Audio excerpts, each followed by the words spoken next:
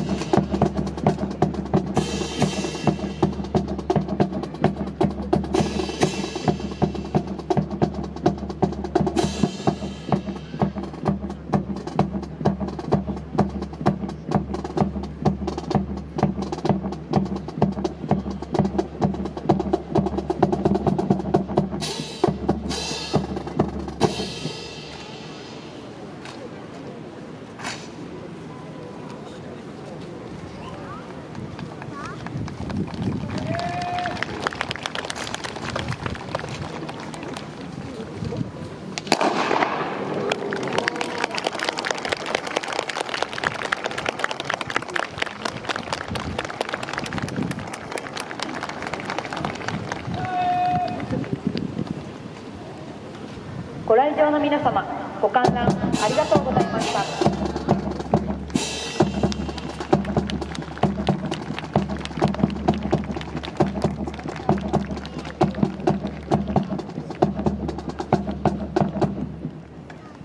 ァンシードリル隊が退場いたします。皆様、大きな拍手をお願いいたします。当会場、東側路上において、午後1時から10分間、および午後2時10分から10分間、ファンシードリルを実施いたします。どうぞお楽しみください。